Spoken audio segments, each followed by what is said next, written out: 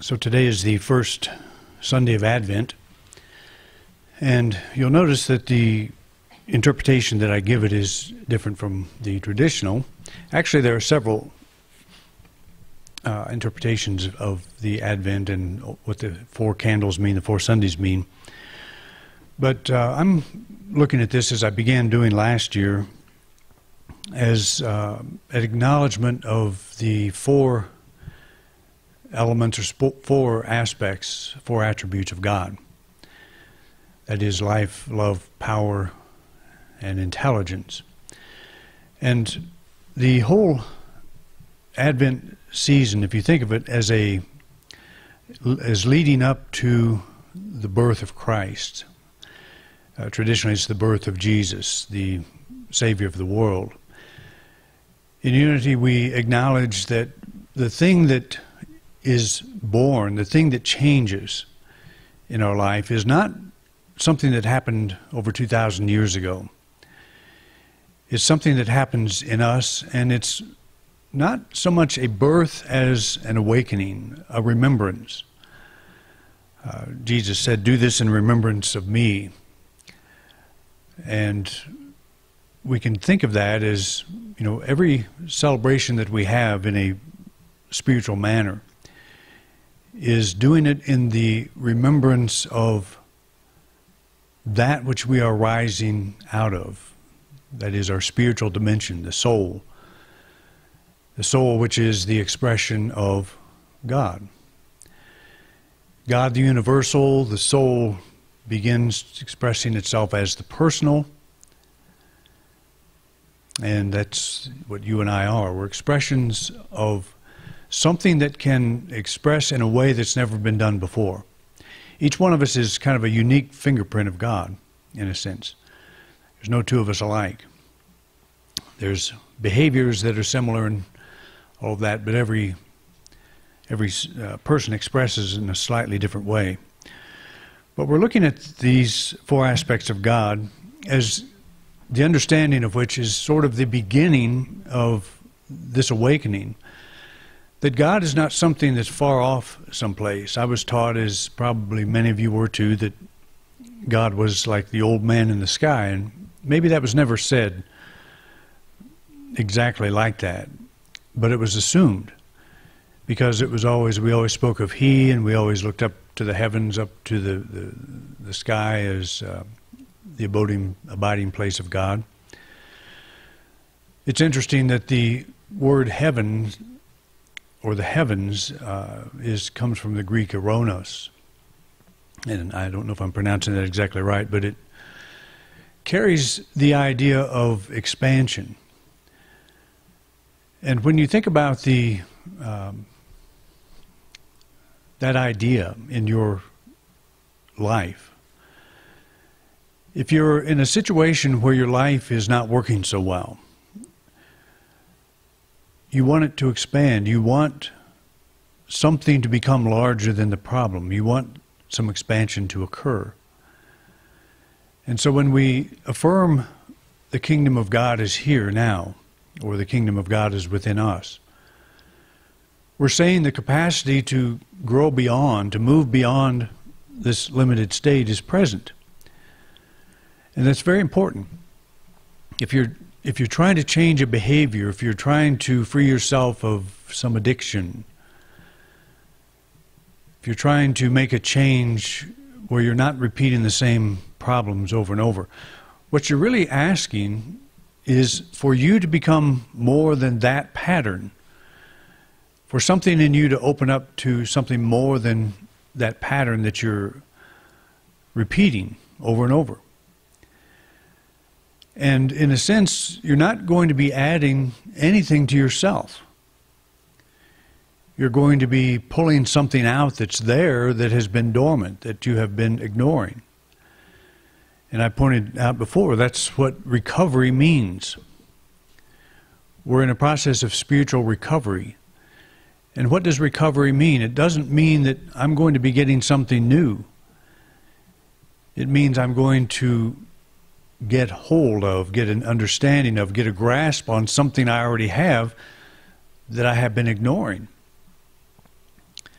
And that ignorance or that ignoring process has kept me locked in a certain way of life that doesn't work so well. And because it's not working so well, I keep trying to compensate for the lack that I feel. And so I turn to something that maybe makes me feel better for a time, but in reality really doesn't work. So we're acknowledging the life, love, power, and intelligence of God as being present. And life is probably the easiest one to really get hold of. I told you we got a new kitten, and that thing is all about life. It is on all the time when it's not sleeping, of course. But that's life. It's this thing, you walk through the room and it jumps up and it's, just there, 100% alive. And this is true with all of nature. If you look out, as I've said many times, if you feed birds and watch birds, out the window, you never see a bird fly up to the feeder and kind of depressed and just wondering, what Santa's going to bring him or her, and wishing I hadn't had so many babies, and, they don't do that kind of thing. They're just fully present all the time. That's life being expressed through a channel that is working quite well. And why doesn't the bird carry around past problems? Because it can't. It doesn't have this wonderful faculty that we have called imagination. We can go through an experience not just once, but 1,000 times. What's that saying? A coward dies 1,000 deaths. We can fear things, not because they're actually there causing a problem, but because we think they might. But life is free of all of that. The energy of life is free of all of that. And you just don't see life in its purest forms going through some of the problems we go through as human beings, because we have these additional faculties, and we'll talk about those as we go. But life expresses as enthusiasm. And that doesn't mean we're jumping up and down all the time. It just means we're good to be here. That's, again, the sparrow. Look out at the sparrow. They're enthusiastic about everything they do. And they don't try to be. They don't pump themselves up. They just don't have the baggage that we humans are capable of picking up and carrying around. So we lose our enthusiasm for life. And if you're in that state, this is a good talk for you. This is a good, some good ideas, I hope, that will help kind of rethink this. Because if we're not enthusiastic about life, it's because we're carrying around things that do not apply to life. We're carrying around old perceptions. We're carrying around old baggage. Things probably we can do nothing about. If we could, we would. As I've said before, worry is, we only worry about the things we can do nothing about. And if we're constantly worried, constantly stressed, living under some level of stress, that's a form of carrying baggage around that we can do nothing about. The sparrow doesn't do that. The cat certainly doesn't do it. They do remember, though. They remember wherever they're not supposed to go, they go there. They do exactly what they're not supposed to do. So they have memory, but they are so full of life, they don't care what you think about that.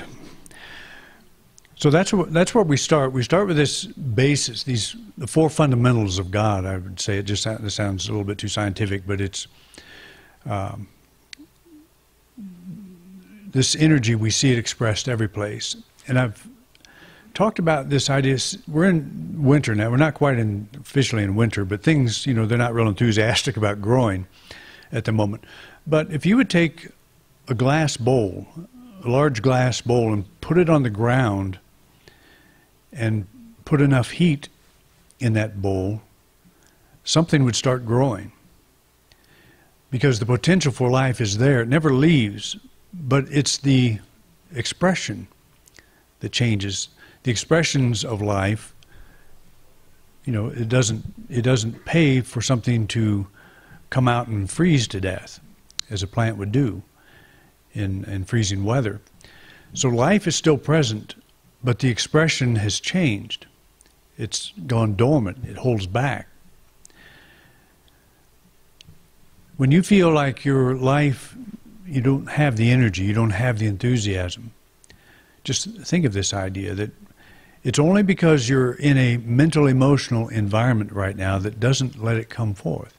It's still there. And so we call upon the presence of life. And that's kind of what we're doing in this season. We're calling upon the presence, acknowledging God as life, the presence of God as life, as our source. Nothing's been taken away, no matter how we feel. And we're just reminding ourselves of that. And it's unconditional. It's unconditional life, waiting to express through us when we let go of the things that slow it down, that make it go dormant. But just remember that nothing we do stops it. There's nothing we can do to stop life. We can only slow it down or stop it or hinder it from expressing in our attitudes, in our daily experience. But it's always there, and that's important because that's why we say God is omnipresent. Everywhere present equally at the same time. Because you feel depressed, because you feel unenthusiastic, doesn't mean that life has been lessened at all. It's very present. So envision the radiating energy of your soul as the energizing life that permeates all aspects of your being. It is natural to visualize life as the light that animates and heals every cell of your body and brings the sparkle of enthusiasm to your eye. It's easy to get discouraged when you have set a course for yourself and you're going down this path and things don't work out. And it feels like life is sometimes just not worth the effort that it takes to live it. Or things have changed so much in your experience. Nothing's the same. All your friends are gone. You know, everything is changing in your life. You just don't have the enthusiasm. You can't do some of the things you used to be able to do. Does that mean we can't be enthusiastic about life as it is now? So we're saying that we take our mind off the way we think it ought to be, and we open ourselves to the way things are. And we ask the question, how can I express more life, more enthusiasm, right where I am, right as my life is now? I start with this idea that it's still present, life is still present. The thing that made me happy as a child, or as a young adult, or as an older adult, is still present. Maybe not the thing that I had that seemed to be the source of my joy. But if you think that the things in our life are not the source of the joy, they're the triggers, the things that help open our minds, open our soul to the presence of life. I think that's what Jesus was saying. I came that they may have life and have it abundantly. It wasn't that he brought life. He turned our attention to life, to the presence of life. It's a very important idea. It just sometimes feels like life ebbs and flows. Sometimes it's strong and we feel enthusiasm, and other times we just drag around. We can't hardly get ourselves interested in anything. We all go through that. It's part of this process. Maybe someday we'll get where we never go through it again, but I would imagine most of us are doing it now. If we've had losses around holidays, maybe holidays trigger that in us. It doesn't mean it always has to be that way. We can begin again, get back to our core and say that the things in my life are not what bring life. It's that acknowledgement that I am in the presence of life. I'm in the presence of God. Therefore, I'm in the presence of life. So we stop making it so conditional. You can be enthusiastic taking your trash out. You know, doing things that you wouldn't normally associate with enthusiastic attitudes. What's wrong with that? Your neighbors may think you're a little strange, but you're singing real loud and skipping out to the, with your, pulling your trash container behind you. But who cares what they think? They would probably envy you for being that happy. And I'm being facetious, of course. I'm just saying, everything that we do, we don't want to say some things make me happy and some things make me sad. The things that make me happy, the things that make me sad are conditions I put on those things. That's what we're understanding about the spiritual path. Where do good and bad things begin and end? Is always our interpretation of them.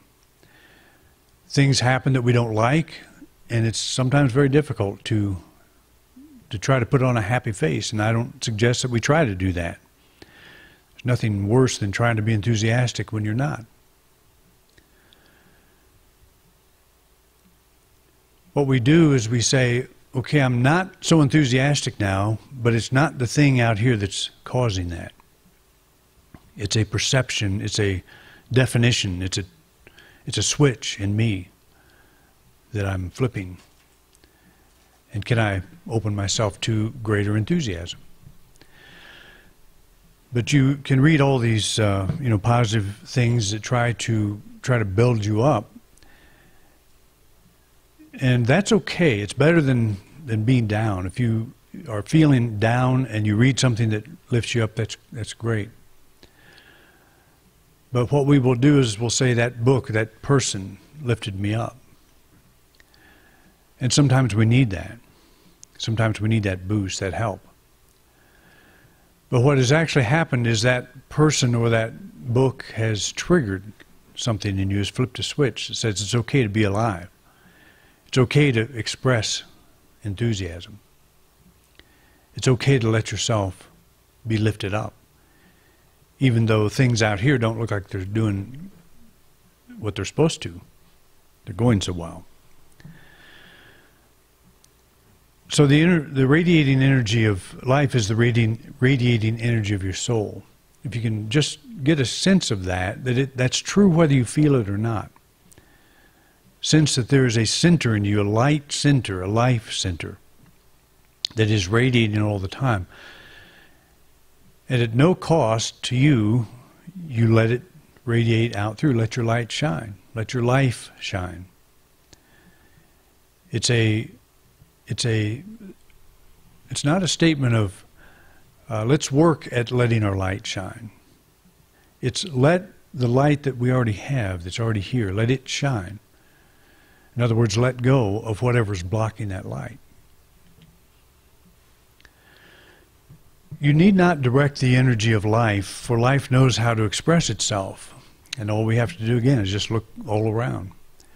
It expresses itself in ways that are hard to comprehend.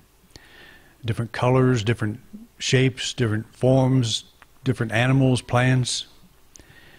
It's just incredible, the diversity of life that we see on this planet. It's amazing. We see it animating countless forms at a variety of levels everywhere in the world. Life never stagnates. It's only our mundane focus of attention that becomes dull and lifeless. And so that's, again, what we're looking at. And whatever state of mind that you're in, just ask yourself, what obligation do I have to stay here? What obligation do I have to feel gloomy because the day is cloudy? Do I have to go that direction? Do I have to go that route? Could I not possibly open myself to a level of life that doesn't even take that into account? Again, watch the sparrow.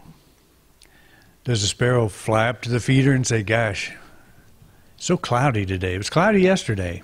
I just wish that would pass. You can't even tell the difference in their behavior, no matter what's going on. Even if the feeder's empty, they leave just as enthusiastically as they came. It's pretty incredible, really, when you watch nature. It's so much in the present. If you watch a lion chase a gazelle and they miss most of their attempts at hunting. in about 5 minutes, everybody's back to normal. You know, the gazelle, a few minutes earlier, running for its life, is just, you know, crazy. And suddenly the lion quits running, quits chasing, and everything's back to normal. The gazelle goes back to living.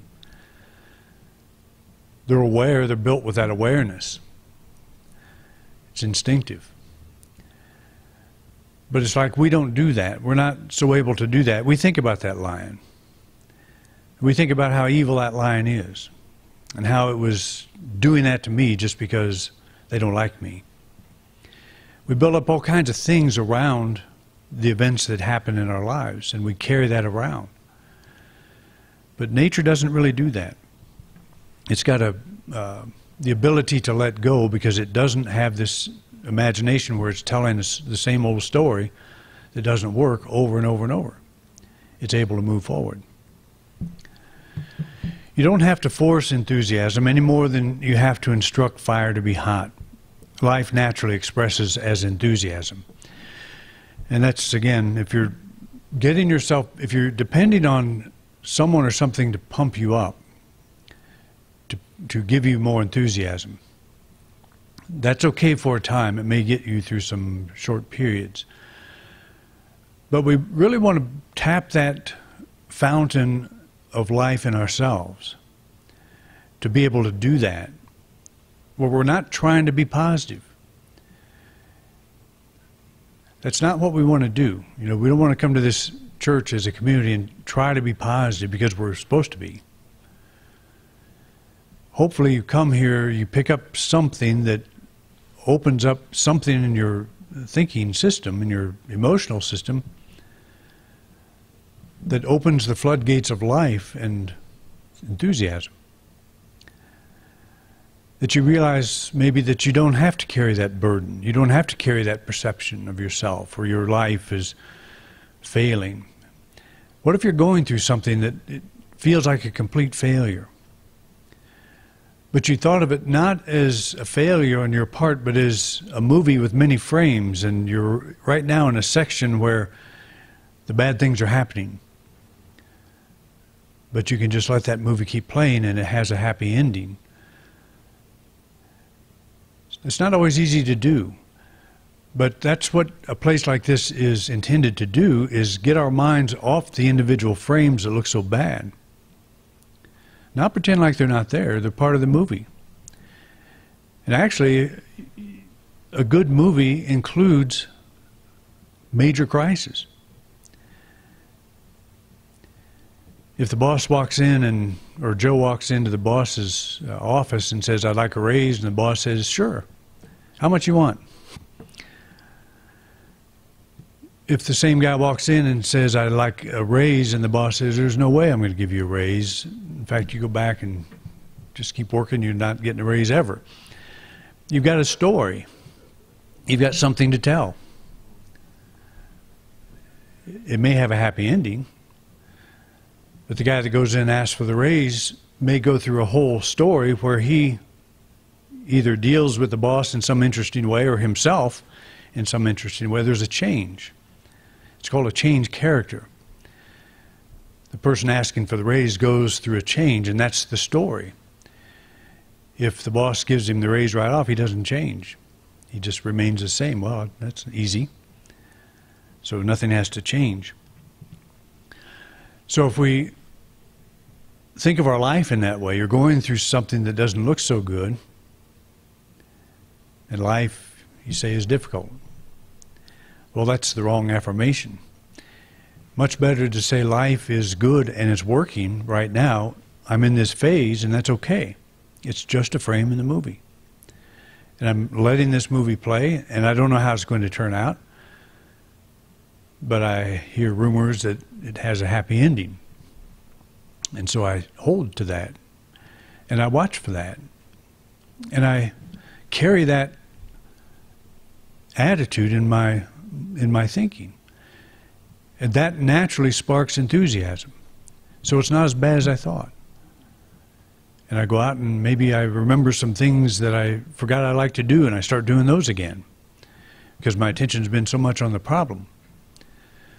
that all I can think about is how bad my life is, and all of my creativity drops down. And that's the good thing about nature. That doesn't happen. If it does, it'll probably kill whatever the animal is that's sitting there feeling sorry for itself, because they won't be fully present, alive, alert, awake, and enthusiastic. So they let their natural guard down. And we do that. It's not a bad thing, because we are wonderful creations, but we have this faculty that we need to make peace with, to get in touch with, and that is imagination. Life is never absent. Life is never gone, never turned down. It's always present. It's not like a thermostat that's up sometimes and down others. So I've got some affirmations for life that I would like us all to join in saying, and let me say them first, and then I'll invite you to join me in speaking them. My soul radiates the pure, unrestricted energy of life. There are no blockages. There are no restrictions. Let's say that together. My soul radiates the pure, unrestricted energy of life. There are no blockages. There are no restrictions. These are on the back of your program, too, you can take home. I am filled with boundless life and unbridled enthusiasm. Together. I am filled with boundless life and unbridled enthusiasm. The pure radiance of my soul shines in its fullness now. Together. The pure radiance of my soul shines in its fullness now. In perfect peace, I let this pure energy rise. Together. In perfect peace, I let this pure energy rise. Okay, so these are affirmations, statements of truth. As James Dillard Freeman would have said, we don't speak an affirmation to make it true, we speak it because it is true. So if you take these ideas, take these thoughts, this whole session today, and just realize whatever your life is, it is good, it is unfolding in much better ways as you move forward. And you will have a natural enthusiasm for it. Guaranteed. All right. Next week we will go into the second week of Advent. Thanks for coming out.